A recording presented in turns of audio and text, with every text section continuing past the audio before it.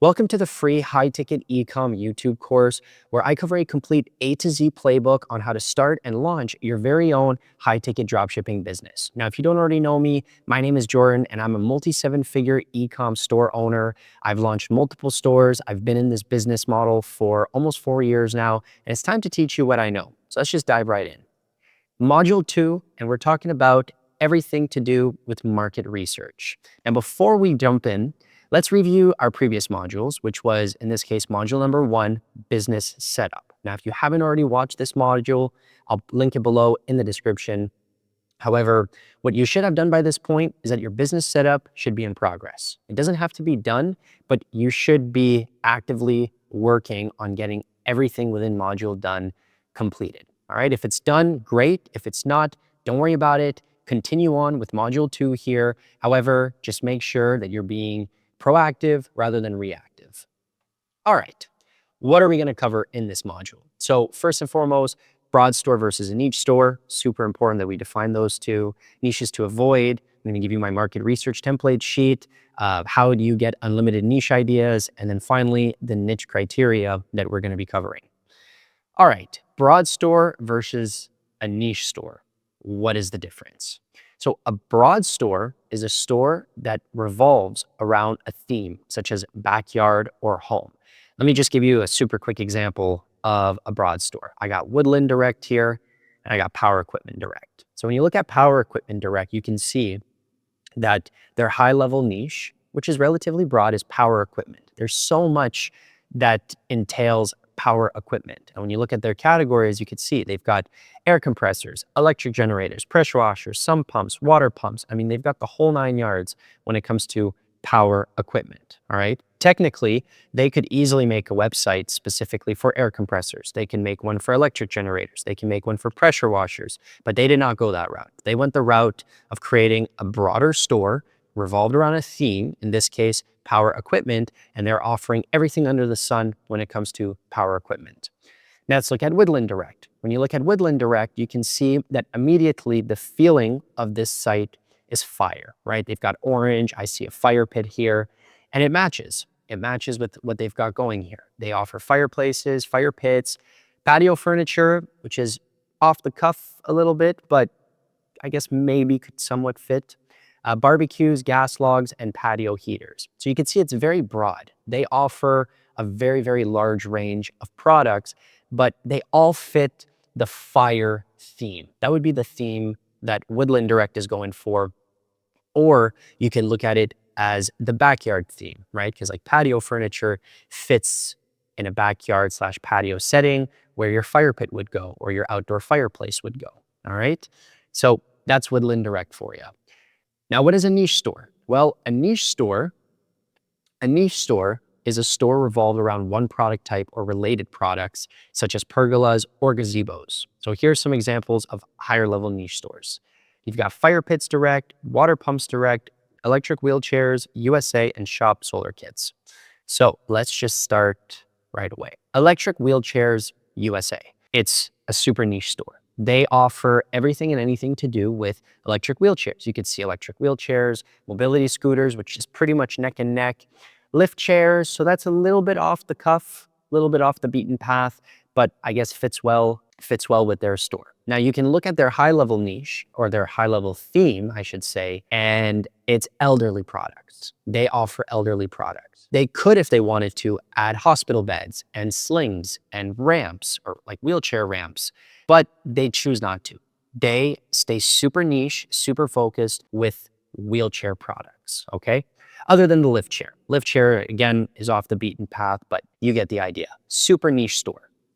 Let's look at Water Pumps Direct. Water Pumps Direct offers everything and anything having to do with water pumps. Electric water pumps, gas water pumps, diesel water pumps, specialty power, well pumps, sprinkler pumps, dewatering pumps, sump pumps, trash pumps. I mean, who knew there was all of these different types of pumps? And that's what they offer here, Water Pumps Direct. Super, super, super niche. So when you looked at Power Equipment Direct offered all kinds of power equipment, including water pumps. These guys, all they offer is water pumps. All right, let's move on. Fire Pits Direct. Fire Pits Direct offer everything and anything when it comes to do with fire pits. No more, no less. They have no fireplaces, no barbecues, no patio heating. All they've got is fire pits, fire inserts, gas fire tables, fire bowls, everything and anything to do with fire pits. Again, super niche. Then we've got shopsolarkits.com. So this is a site that just offers everything and anything solar kits. If you look at their high level theme, you could think that they are like a renewable energy store, right? And under a renewable energy store, there's so many products that you could have. You could have pool products that like pool, like renewable energy pool products. You could have windmills in here. I mean, there's just so many products you could fit under the theme or category of renewable energy. But these guys chose not to do that. They chose to just offer a niche solar kits. All right. And so you can see here, they got complete solar kits, generators, which fit neck and neck with solar kits, and then solar panels. And that's it. All right. Super niche, awesome store. So let's talk about advantages of a broad store and disadvantages of a broad store. So with a broad store, you've got endless suppliers to contact. Like there's just so many suppliers to contact because you open yourself up to so many different niches. Again, when you look at power equipment direct, air compressors probably has 20 suppliers. Electric generators has 25 suppliers. Pressure washers, 10 suppliers. Some pumps have 15. I mean, you add all of these up, all of these individual niches, you add them all up and boom, you've got yourself there 100 different suppliers that you can contact. Versus if you were creating a niche store with just water pumps, you probably only have 15 people that you could reach out to, right? So that's a massive advantage of having a broad store, and that's that there's endless suppliers to contact. Another one is ability to test many niches without launching multiple stores. Huge, huge, huge advantage because say you just created a store like Fire Pits Direct, right? And you wanted to test out fireplaces. Well, if you name yourself Fire Pits Direct and then you want to add fireplaces, it doesn't really fit all that great. So you'd have to launch yourself another store, which sucks. It's double the amount of work. But if you did something like Woodland Direct or Fire Direct, you can have all of these niches encompassed in one store. Allows you to test multiple niches without launching multiple stores. Major advantage. And lastly, because of the fact that there's so many more suppliers available, there's so many more product, there's so many more niches that we can have, it's going to lead to faster results. Because at the end of the day, the more suppliers, the more product at a high level will lead to much faster results. All right. Now, disadvantages of a broad store. Lower conversion rate. Lower conversion rate. The reason for that is because what are you an expert in, right? If you're looking to buy a fire pit, who do you want to buy a fire pit from? Do you want to buy a fire pit from the person who's offering patio furniture, fire pits, fireplaces, barbecues, gas logs, patio heaters? Or do you want to go spend that $5,000 on a fire pit with Fire Pits Direct, where all they sell is fire pits and fire inserts and fire tables? Well, the answer is you'll most likely want to go with Fire Pits Direct. However, it's not to say that the other guy who's selling fire pits, fireplaces, barbecues won't make any sales. He will, just not as many. Hence the lower conversion rate. All right. So if you think about it, out of 100 people, Fire Pits Direct will get a 2% conversion rate out of 100 versus, a broad store will get a 1% conversion rate. All right. Another disadvantage is that it's difficult to rank for SEO. If you don't know what SEO is, it's search engine optimization. It's basically there are ways to get yourself organically ranked within Google's search engine. So when people go to Google and search for a fire pit, do you pop up? And what Google really likes is they like to understand what are you an expert in, right? You're the authority of what? Well, if you offer fire pits, barbecues, fireplaces, patio heaters, patio furniture, what are you an expert in? Google has no idea, and you can't be an expert in all of them. And so it makes it a lot harder to rank in SEO with a broad store. Versus if you had a niche store, you are an expert in one thing, and it's very easy for Google to identify that, thus making it a lot easier to rank for SEO with a niche store. And then lastly, the last disadvantage of a broad store is that it's more complex admin-wise. More suppliers, more paperwork, more collections, more everything. So it's quite complex, you're 10xing essentially everything compared to a niche store. So yeah, it just makes it more complex. Not impossible, but just a little bit more of a pain in the ass when it comes to admin stuff. All right, let's talk about advantages and disadvantages of a niche store. Well, it's basically the complete opposite of what I just talked about. So again, with a niche store, the advantages is you'll have a higher conversion rate because you're an expert in one thing, easier to rank for SEO. Google sees you as the authority immediately as whatever it is that you're selling. It's less complex admin-wise, obviously, less suppliers, less products, less categories, and it can lead to faster results. This is true. It can also lead to faster results because you get a higher conversion rate and you're seen more as an expert. Now, a disadvantage of a niche store is that it's a limited list of suppliers, right? As we discussed, you may need to start from scratch. So if you test out a super, super, super specific niche and it, for whatever reason, doesn't work for you, you got to restart from scratch. You got to create a whole new site rather than just adding the products. And all in all, disadvantage that it could have longer time to see results, which is just inevitable because of the fact that you have less products. So what do I recommend? What should you do? A broad store or a niche store? Well, here's what I'm going to tell you. Find a happy medium. Okay, that's what you want to find. Don't be everything to everyone. We're not looking at being another Wayfair, okay, where they offer everything under the sun. We want to, in a perfect world, choose a theme. Okay, we want to choose a theme or a high level category, such as gym equipment.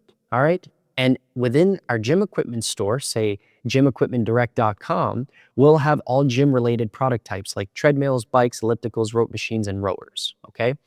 It's funny because I knew of somebody who had a treadmill store. They specifically were just selling treadmills.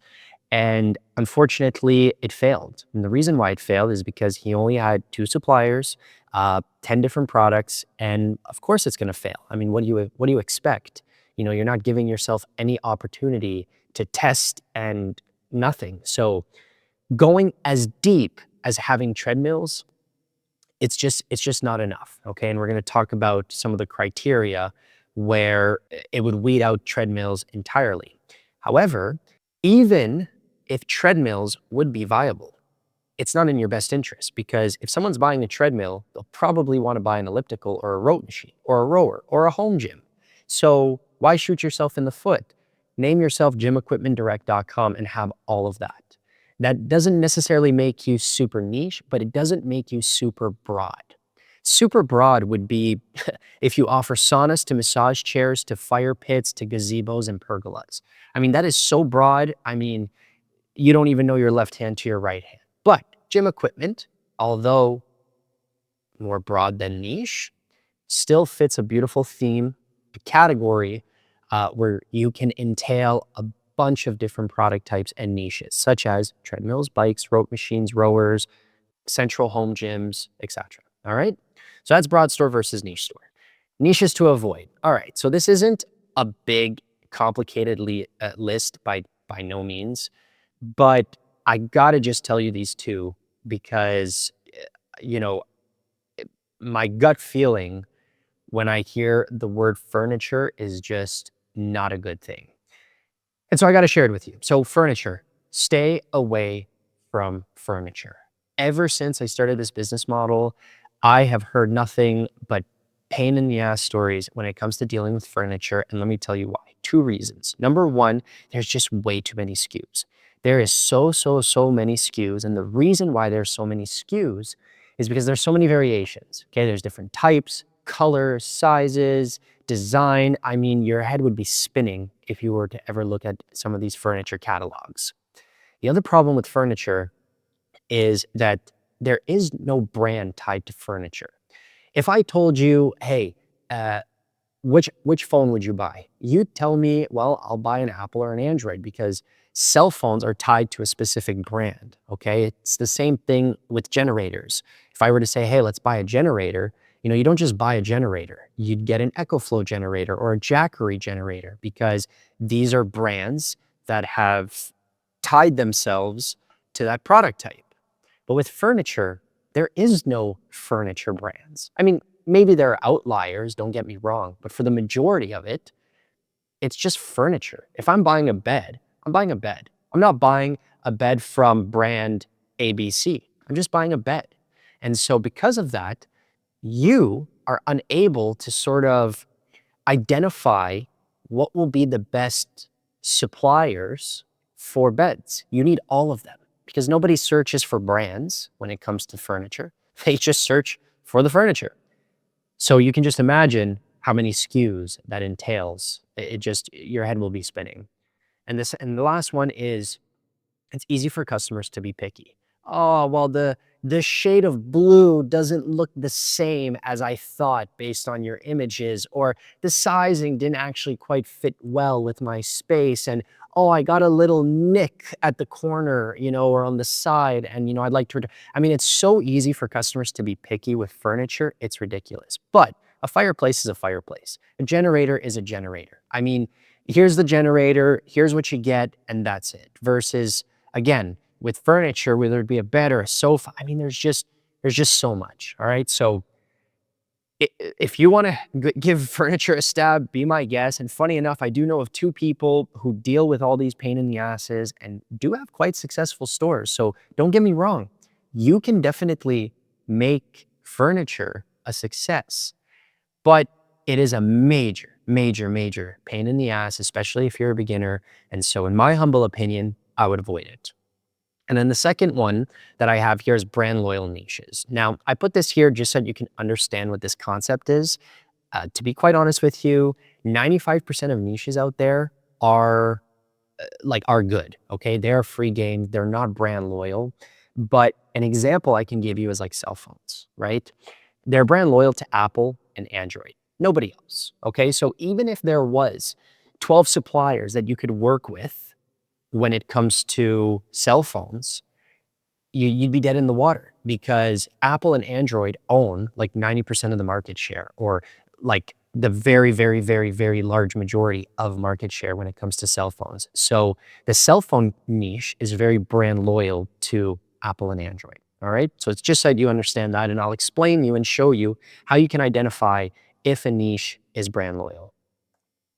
All right, time for the market research template. So I'm going to make this available down in the description for you. You're going to make a copy of this, and this is going to be your new baby. This is your working sheet when it comes to identifying what niche you're going to be choosing. All right, so you've got your master niche list, niche 1 and 2, which we'll get to in the next module, competitor niche 1 and 2, and the supplier niche 1 and 2. We'll get to all that in later modules. So get your market research template sheet, make a copy of, all right? And then we're gonna be adding niches to this, all right? So now you've got that. Let's talk about how you can get unlimited niche ideas, all right? So what is the best way to find niches? Well, there is no best way. There is no magic formula to identifying niches. There is just a conglomerate of different ways, and whatever works, works. All right? Here's one of them: everyday life. As you go throughout your everyday life, as you do stuff and go places, I want you to start being curious about everything around you. Let me give you an example for me. I was at my old elementary school not too long ago, saying hi to some of my teachers.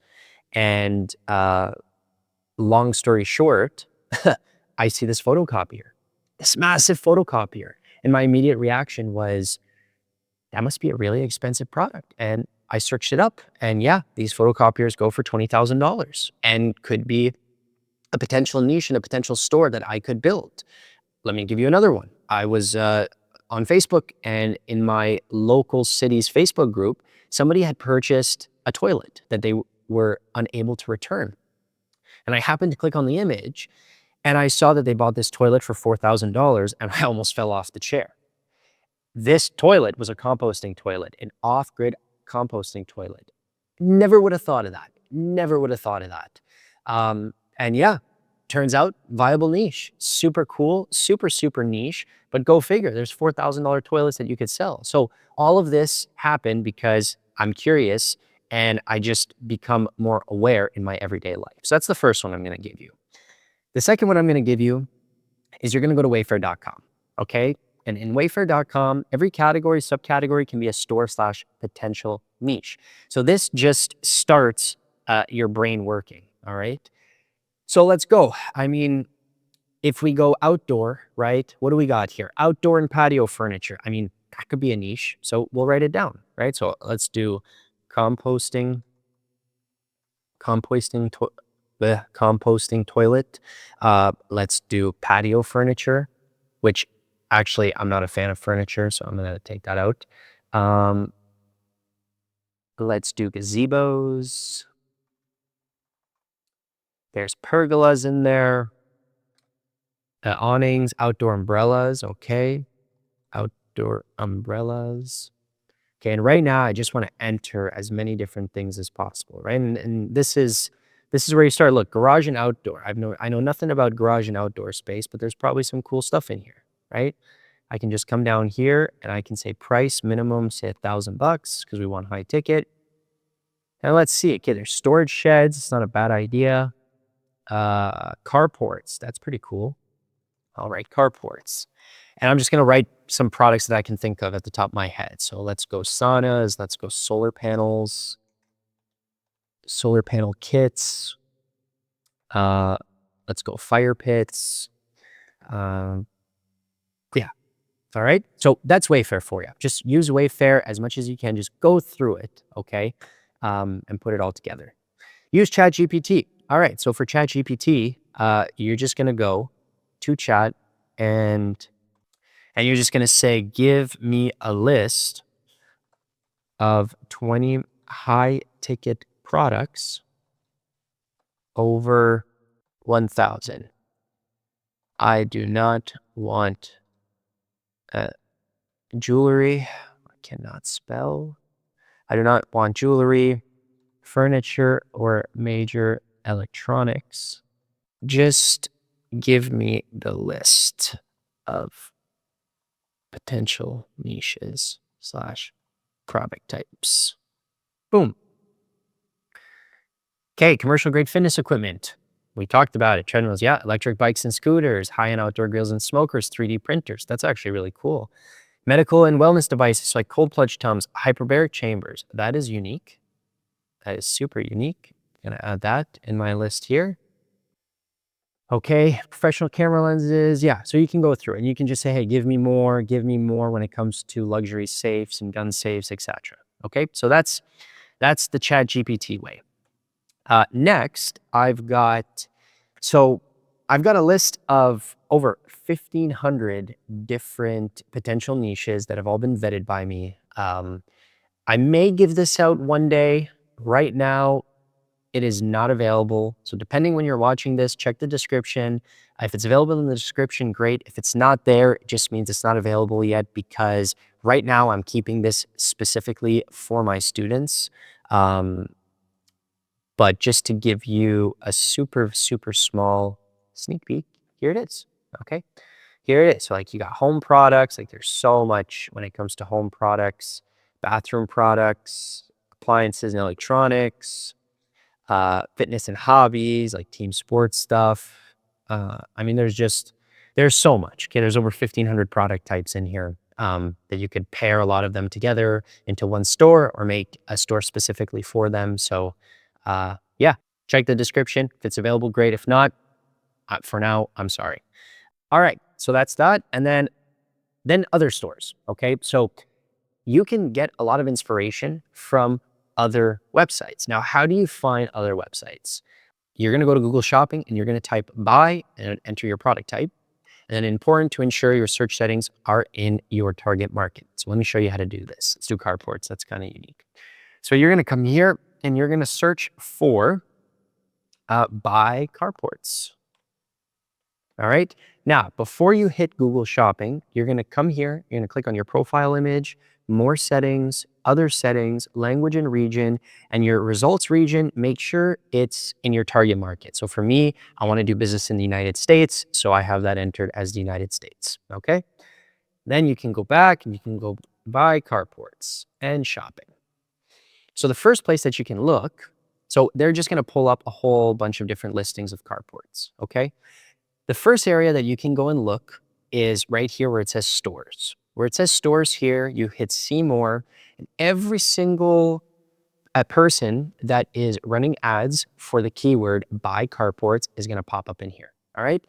And so this is where I go. I just open as many stores that I believe would potentially be a competitor. Now, the way you can find this out, or a hot tip for you, is if it's got the keyword in the business name, it's probably going to be a competitor. So obviously Alibaba, AliExpress, no. Alphamart, that already sounds like just some massive retail store. But if you keep going, like look, Garage Organization, Garage Giant, Sheds Direct, Sheds for Less, Shelter Logic Direct. I mean, obviously these are all going to be competitors of ours if we chose to go the carport route. Elephant Structures, well, that's kind of a unique name.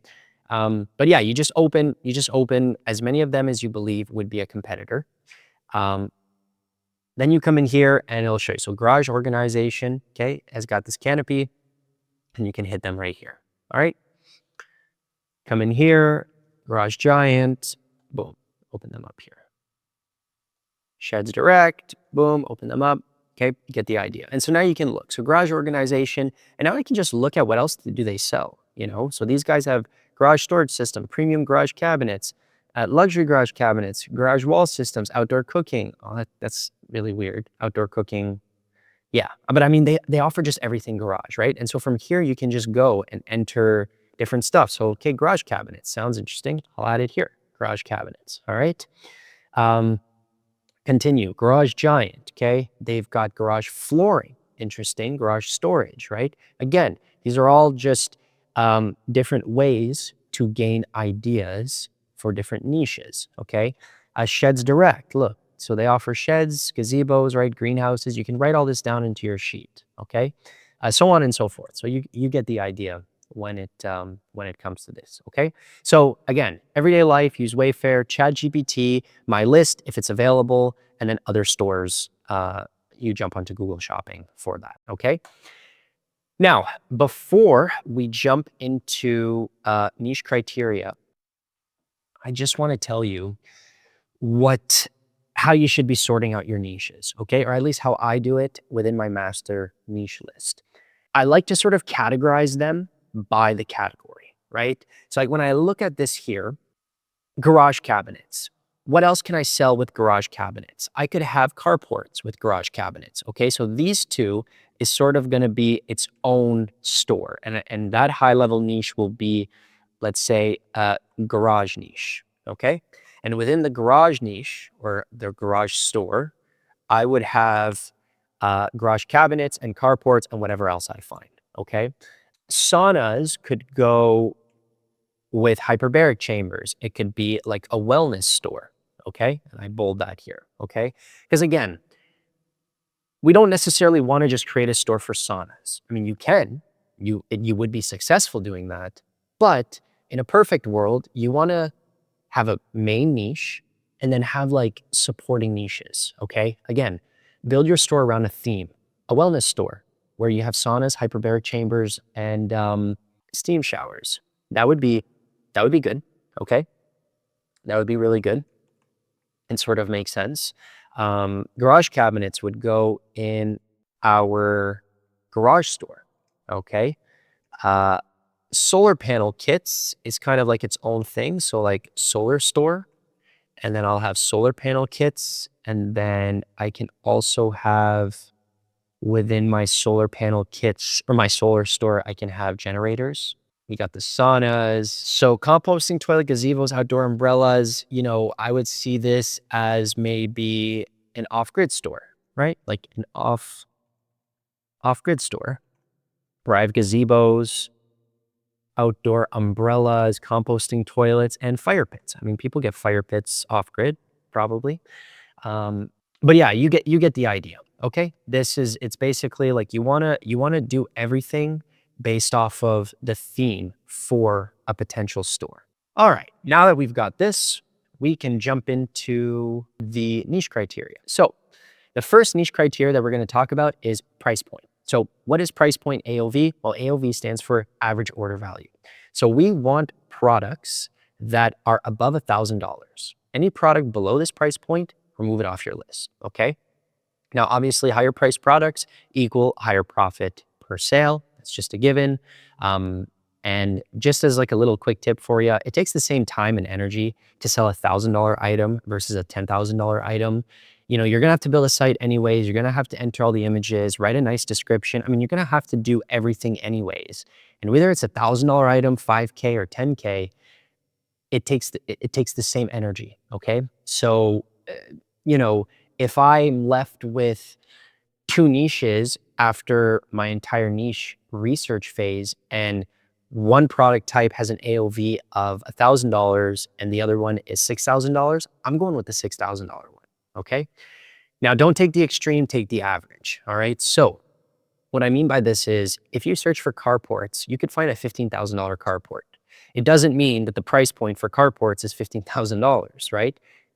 Take the average, right? So if the high is 15,000 and the low is 5,000, then look at what's the majority. If the majority is priced around the $6,000 mark, then the AOV for carports is $6,000. All right. So the way we do this and search for price point is, let's do the carports example. I just jump into Google, go to Google Shopping, I go buy carports, and I search. Okay. I search. So obviously, like there's like super cheap ones as well. Um, but I want the more expensive ones, right? And I want to ensure that there is a good variety of expensive ones. And I can even come here and go minimum $1,000.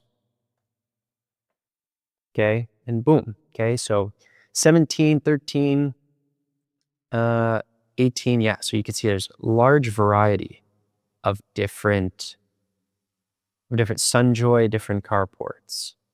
Pretty good large majority. Now let me just remove $1,000 and just see if like the main ones that pop up here. Look, I've got, oh, Brahim, I don't want my dog barking, so I'm just gonna wait till she's done barking.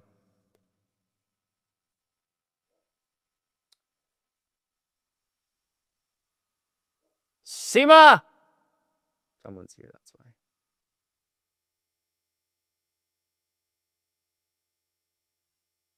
Okay, so I'm just gonna go back to it. So I'm just gonna remove the, oh my gosh, I don't even remember what I said. So this cut might be a little weird, but that's okay. So I look at the main ones that pop up, right? So I see, 1,200. I'm in Canada, so that's why it's showing me Canadians. But down here is US dollars. So 1,200, 58, 1,000, 1,200, 26, 23, 29. I mean, wow. So I'd probably say that this has got like a $2,000 AOV. I definitely say this has got like a $2,000 AOV, maybe 1,500 to 2,000.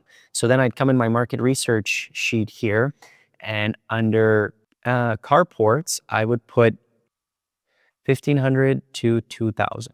All right. So you'll do that essentially for every single one of your niches that you enter. Okay. All right, the next niche criteria we've got is product demand. Now, what is product demand and why is it important? Well, product demand just means how many people on a monthly basis are searching for a particular product type, niche, or keyword. Now, obviously, the reason why it's important is because we don't want to be selling product types that nobody is searching for, right? And we also have, in a perfect world, a target range of how many searches we want per month, right? So if we're left with two niches and one person and one niche is only being searched 100 times per month and the other niche is being searched 10,000 times per month, what would you rather go with? Obviously the 10,000, because that is 1,000 times bigger market. So that's what the product demand is. Now there's different tools that we can use for this: SEMrush, Moz, Ubersuggest, and Ahrefs. I personally use Ahrefs, and they've got a lovely starter plan, a light starter plan that'll cost you $29 a month, and you'll gain access to their Keyword Explorer, where you can get all of the different search demands for all the niches within your sheet. Okay, so what kind of target are we looking for? Well, our core product type should have between 15,000 to 20,000 plus searches per month in a perfect world. Okay, And then the other 10 plus product types should have at least 3,000 plus search demand. All right. Now it's super important to understand that these are not hard rules. These are just guidelines. Okay. So let's just say, as an example, we choose to do garage store. Okay. That's the store we want to do. And our main product type is going to be garage cabinets. That has a demand of, 13K, and then carports has a demand of 5K, and garage cabinets, oh, I got that in here twice. Yeah, let's just say it's like this. Well, okay, technically 13K is not hitting this range, and 5K it is. This is still a good niche, okay? Again, this is a range, but it's moldable, right? If you have a niche, if you have a main product type that's 10,000 searches per month, even that is fine. You can 1000% make that work. Even if you don't have 10 plus product types with 3,000 plus searches per month in search demand, it's okay. It's not the end of the world. Okay. So again, they're not hard rules. They are just guidelines. All right. So the next niche criteria that we're going to look at is seasonality. Now, what is seasonality? Well, in short, it's to check to see if a product is seasonal. Okay. Meaning, is there only a specific time throughout the year that it sells? Or does it sell all year round? Let me give you an example. Christmas trees. Christmas trees sell in the month of December, and then it crashes like a rocket in January, and it's dead all year. That type of product, we'd call that a very, very seasonal product. That's not what we want. We're building a lifestyle business. We're not looking at building a business that we generate 90% of our revenue in the month of November and December. We want a business and we want a niche that pays us just as good in February as it does in June, as it does in November, okay? And that's why we check seasonality. So the tools that we can use is Google Trends and Ahrefs. And I'll show you the tool and to see how it looks.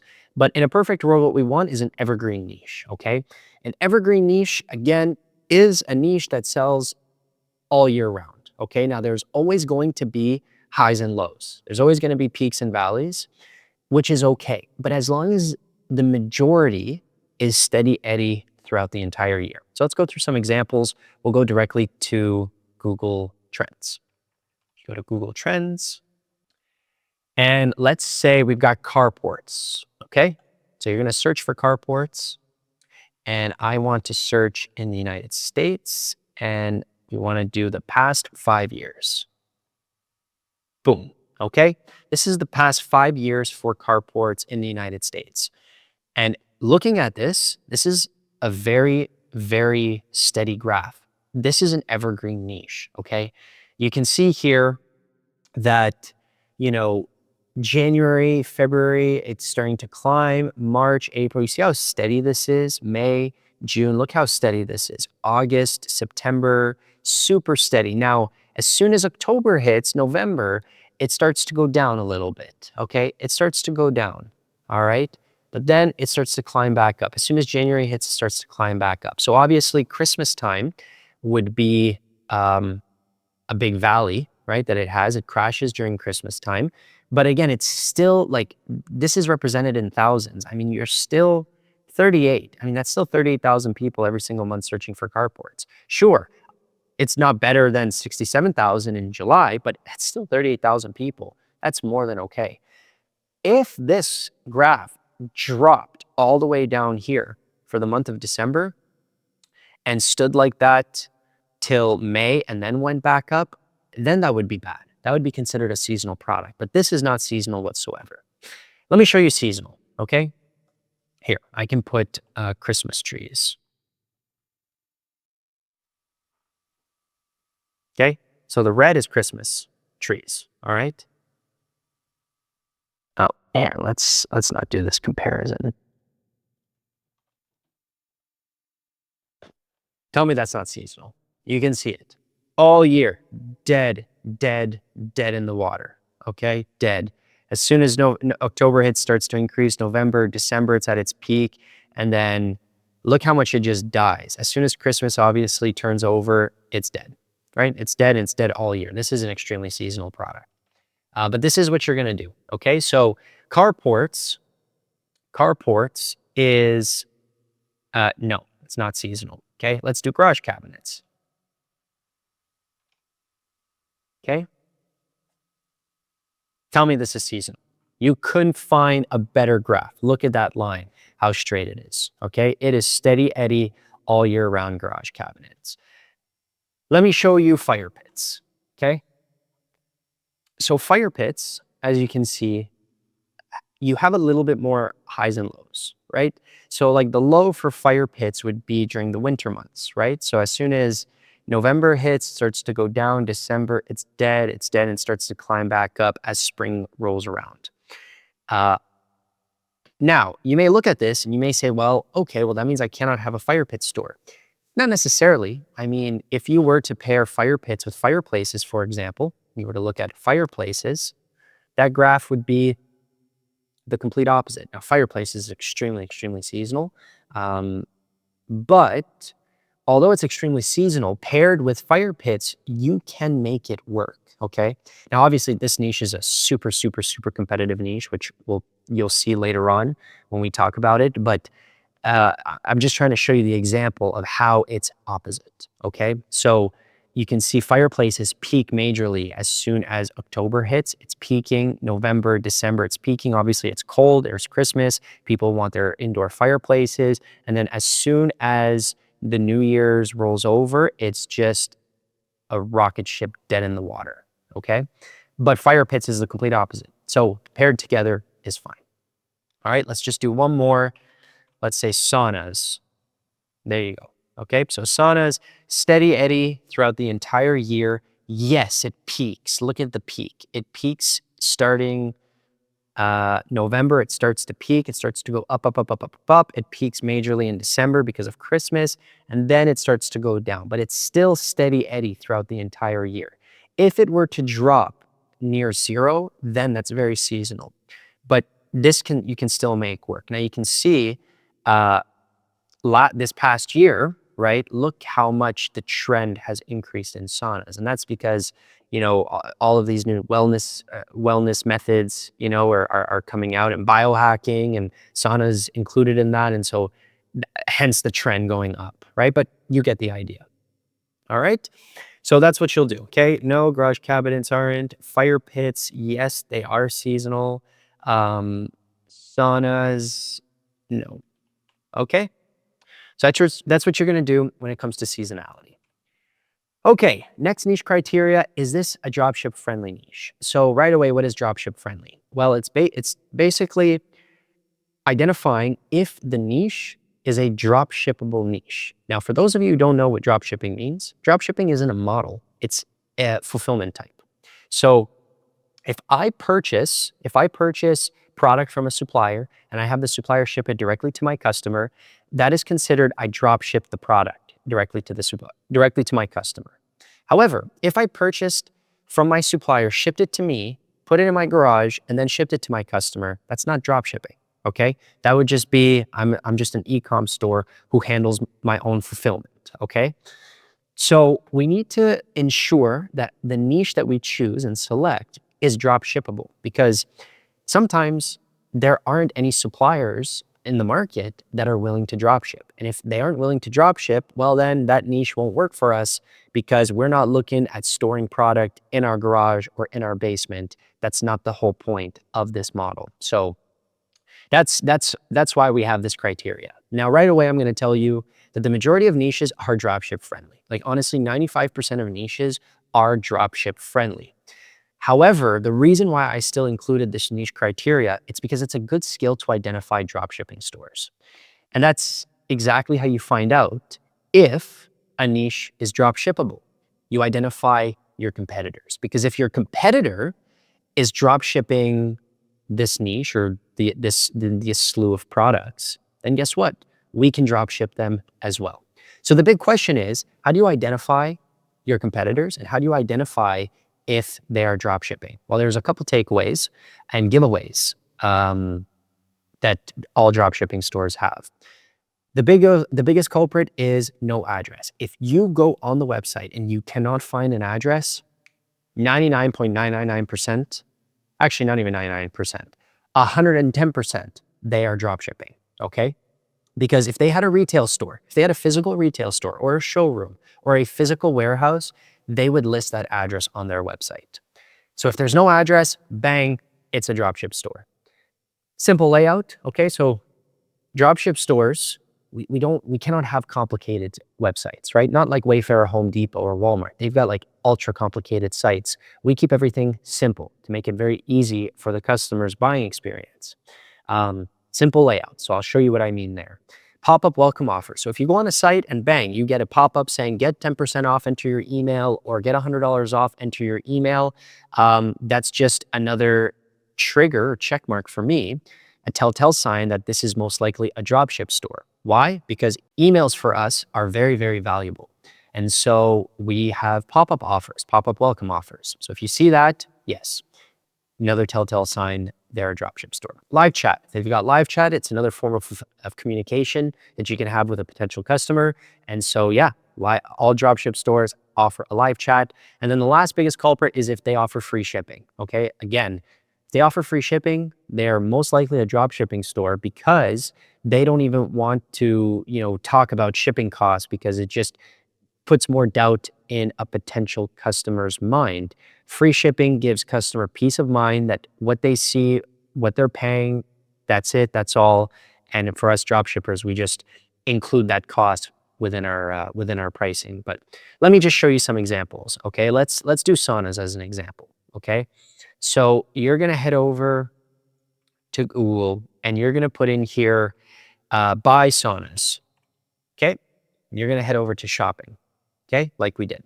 Now you're gonna come down here to stores, okay, and you're gonna basically try to open up who you think might be a competitor, right? And you can really pretty much open every single one of these. But again, there's a lot of telltale signs. One of the biggest ones is if the physical name of the product is in the company name. Okay. After some time, you'll just be able to identify dropshipping stores like by taking one quick look at them. So obviously Bed Bath & Beyond, I mean, they're a retail chain. They're not a competitor of ours. Same thing with Best Buy. But look, Cold Plunge guys. I mean, yeah, probably. Competitors Outlet. We could take a look at them.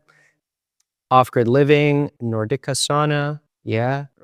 I mean, Recovery for Athletes, probably. Pool Warehouse. Yes. And here, look at this. Select Saunas, Sauna Box, like all of these, Sun Home Saunas, Sun Valley Saunas. I mean, these are definitely dropshipping stores, but we can look at it. You can see as an example. Okay, so Cold Plunge guys, just go ahead, open up Cold Plunge guys. Okay, and let's just do them as a first example. So firstly, I'm gonna look for an address. Okay, so I scroll all the way to the bottom and I don't see an address. Okay, just in case, I'm gonna go to their contact us page, no address anywhere. So yeah, these guys are definitely drop shipping. Okay. They didn't have a pop-up offer come up, but they don't even have a live chat, which is quite odd.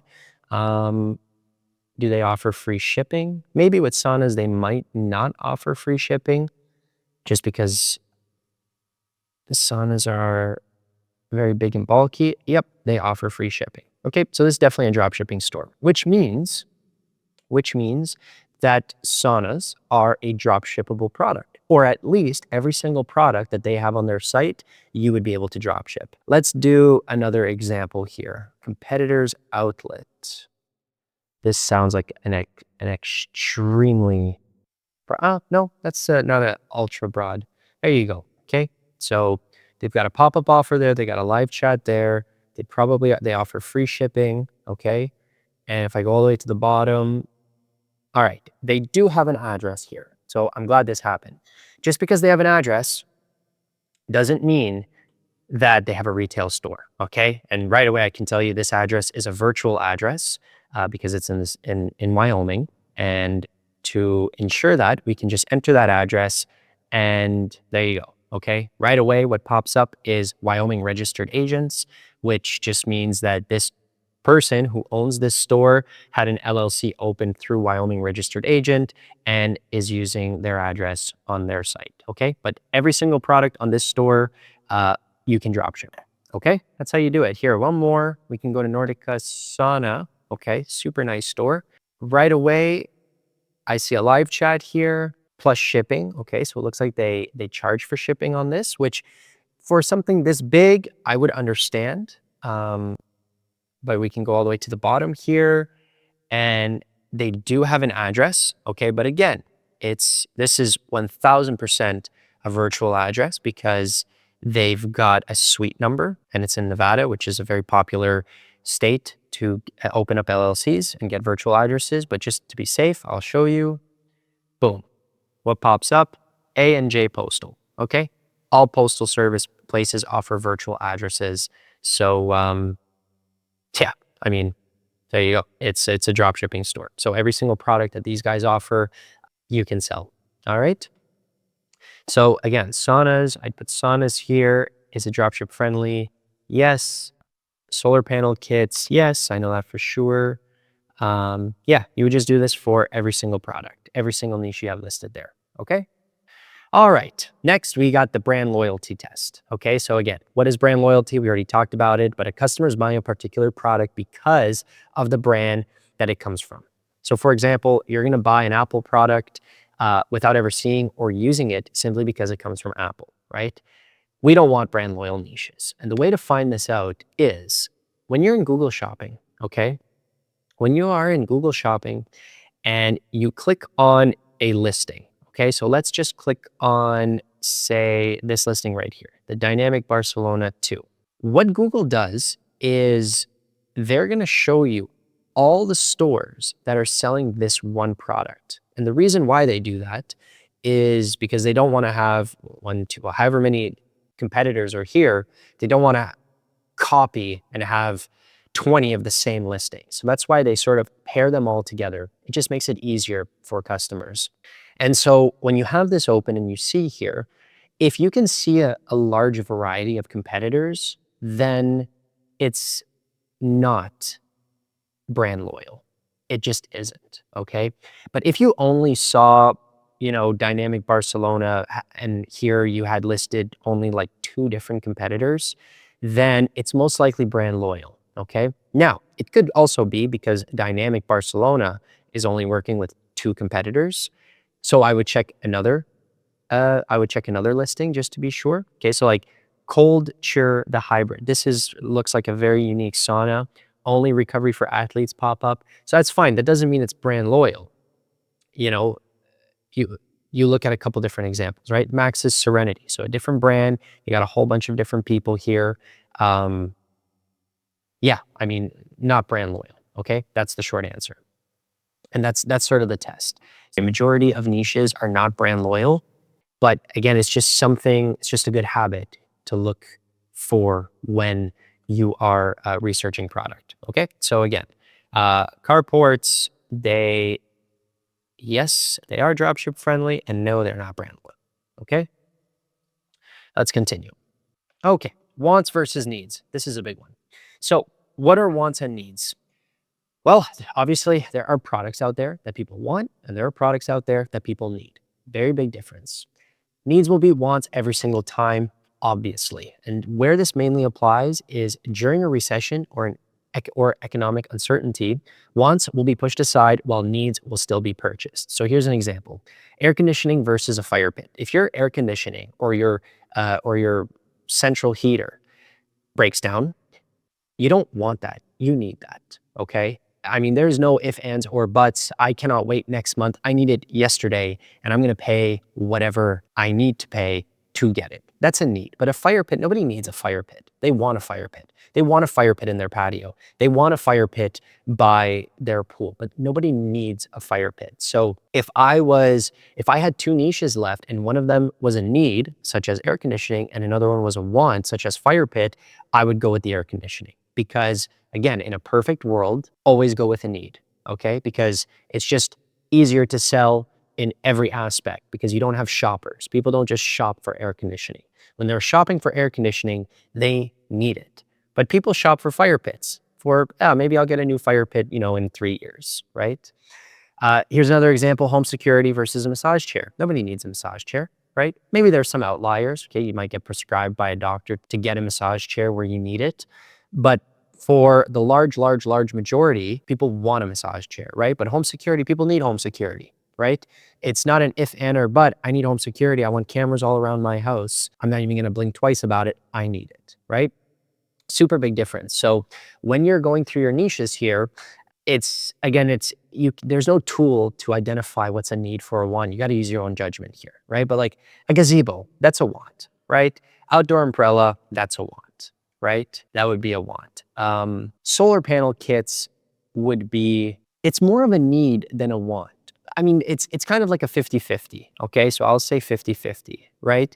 Generators. Well, nobody just wants a generator. You know, there's always a particular reason why they need a generator. So I'd say a generator is a need. You know, when someone's calling you for a generator, they need it, right? They don't want it.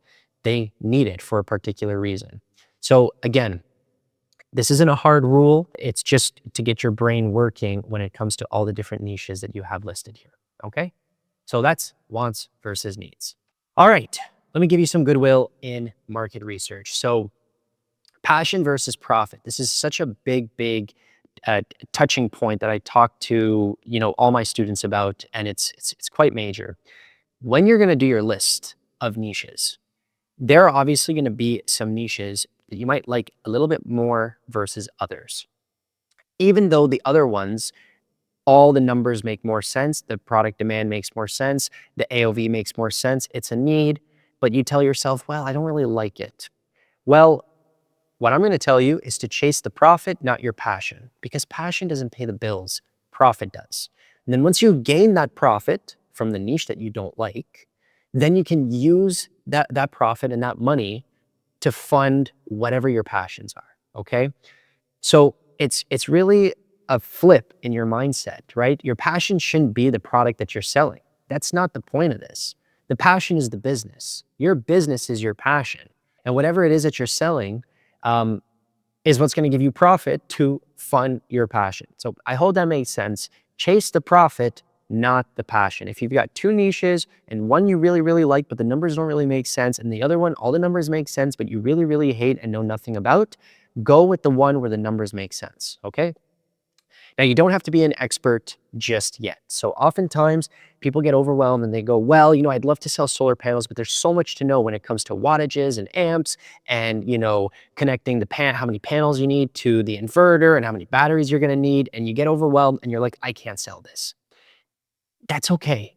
You will figure everything out as you go. Okay, you're not alone in this. Your suppliers, and we're going to talk about this more in the next module, but your suppliers are your partners, and they're the ones who are going to be supporting you and helping you and teaching you essentially, and grow your knowledge. So you will eventually become an expert, but don't stop yourself from starting a solar store because you feel overwhelmed in the knowledge. Guess what? In every niche, there's a lot of knowledge to know. Okay, my niche is so super complicated, but you know, you just figure it out as you go. Okay. Now, all the criteria that I gave you, they aren't hard rules. Think of them as guidelines. Again, we talked about it. If, let's say, the price point, the AOV price point of a certain niche is $998, all right, it's $2 off from the minimum $1,000 that I said. It's still a good niche, okay? You don't have to kick it to the curb. If you're missing, you know, 1,000 monthly search demand to hit my range of 15 to 20,000 for the main product type, it's okay. It's still a good niche. These are just guidelines, not hard, strict rules. And lastly, whether you do a broad store, a niche store, you do a happy medium store, a super niche store, guess what? They can all work. They can truly all work. I know examples and I know people and I have colleagues and I have friends in every single one of these different types, and they're all successful, all right? I know what works for me.